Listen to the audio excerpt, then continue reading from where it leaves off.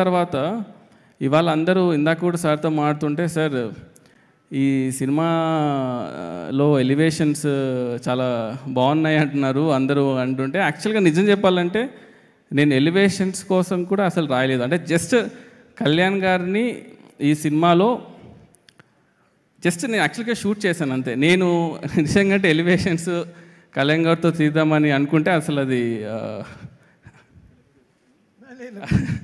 అంటే ఇది అంటే జనరల్గా ఓకే, ఇప్పుడు ఎలివేషన్స్ తీయడానికి అంటే రాయగలుగుతాడని కాదు, కానీ అంటే ఇది ఒక పర్సనల్ ఎమోషన్. అంటే నేను ఏమీ కష్టపడక్కర్లేదు, అంటే ఆయనకు సినిమా తీస్తున్నాను అంటేనే చాలు, అది ఆటోమేటిక్గా ఆ ఫ్లో నాకు వచ్చేస్తుంది.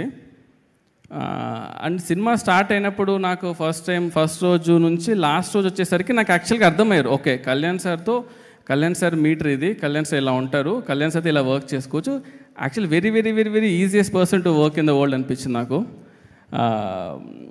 సో అండ్ నాకు ఎప్పుడు ఉండింది మైండ్లో, ఎప్పుడు ఏంటంటే సార్ని అడగాలి, సార్ ఈ సినిమాతో ఆపద్దండి సార్, ఒక్క సినిమా ఇంకొకటి చేద్దాం సార్ అని అడగాలి ఉండింది, కానీ ఎప్పుడు ఆ ధైర్యం సరిపోలేదన్నమాట.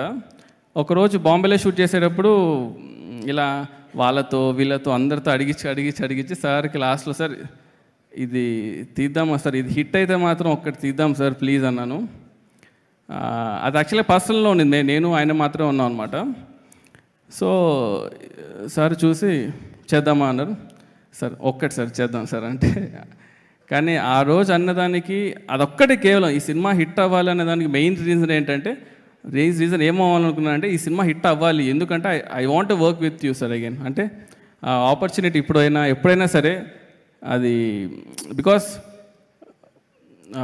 యాజ్ అ ఫ్యాన్గా బయట నుంచి చూస్తున్నప్పుడు ఓకే సార్తో ఇలా తీయాలని ఒక క్లారిటీ ఉంటుంది, కానీ వర్క్ చేసేటప్పుడు ఏదైతే ఫీల్ ఉంటుందో అది మనకి ఇంకో అవకాశం వచ్చినప్పుడు మనకు ఆ ఫీల్ ఎలా ఉంటుందని నాకు పర్సనల్గా తెలుసు. కాబట్టి ఓజీ యూనివర్స్ అని మీ నోట్లో నుంచి విన్నాను కాబట్టి ఐ థింక్ అది చేస్తే మాత్రం ఇట్ విల్ బి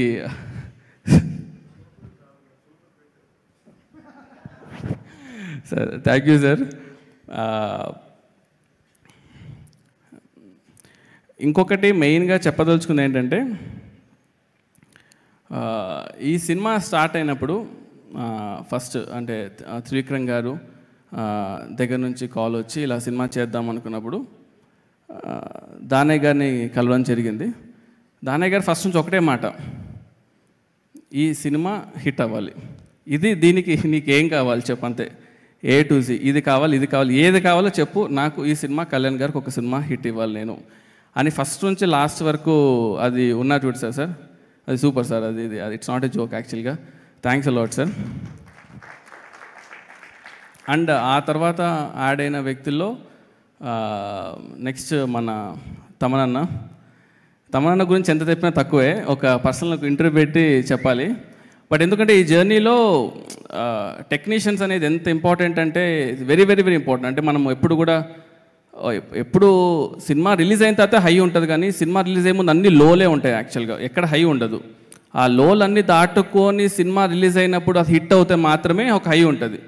సో మనతో ఎప్పుడు ఒక లోలో ఉన్నప్పుడు మనతో జర్నీ చేసే వాళ్ళే మన టెక్నీషియన్స్. సో తమనన్న నేను ఎంత చెప్పినా కూడా తక్కువ, ఎందుకంటే he's been always supporting pillar నాకు. దాని తర్వాత యాడ్ అయిన వాళ్ళు మన రవికే సార్ ఫస్ట్ ఒకటే మాట ఉన్నారు, సరే నేను కెమెరా పెడతాను, ఆన్ చేస్తాను, షూట్ చేస్తాను అంతా ఓకే, ఫస్ట్ స్టోరీ ఏంటి. అసలు ఆ స్టోరీ కూడా ఎలా ఉండిందంటే ఒక 6 hours డిస్కషన్ చేసామన్నమాట. మాడుతున్నారు 6 hours తర్వాత సుజిత్ కథ చెప్తావా లేదా అంటే, ఓహో మీరు రెడీ ఉన్నారా ఓకే సరే అని చెప్పి అప్పుడు కథ చెప్పా. ఆ ఫస్ట్ హాఫ్ చెప్పగానే సార్ అన్నారన్నమాట, ఇది నీ సొల్లిరికియా కళ్యాణ్ సార్కి ఇదా నా కథ అన్నారు. అంటే అమ్మ సార్ ఇద్దాం సార్ కదా అంటే, సరే ఓకే సెకండ్ హాఫ్ சொல்ல போறியானா இன்னைக்கு வேணாம் சார் நாளைக்கு சொல்கிறேன் అని చెప్పి ఇంటికి వెళ్ళా. வீட்டுக்கு போயிட்டு சொன்னேன், என்ன ரவி சாருக்கு ஃபஸ்ட் ஹாஃப் பிடிக்கவே இல்லை, என்ன பண்ணுறதுன்னா நான் ஃபஸ்ட் ஹாஃபில் அப்போ கதையில் ఫస్ట్ హాఫ్లో అప్పుడు సెట్ చేసుకున్నాక నైట్ కూర్చొని మళ్ళీ నెక్స్ట్ రోజు వెళ్ళి సెకండ్ హాఫ్ చెప్పా. ఎప్పుడైతే సెకండ్ హాఫ్ చెప్పానో అప్పుడు ఆయన అన్నాడు, ఓకే అరే సెకండ్ హాఫ్ స్ట్రాంగ్గా ఉంది, ఇప్పుడు ఫస్ట్ హాఫ్ సెట్ చేసుకుందామని.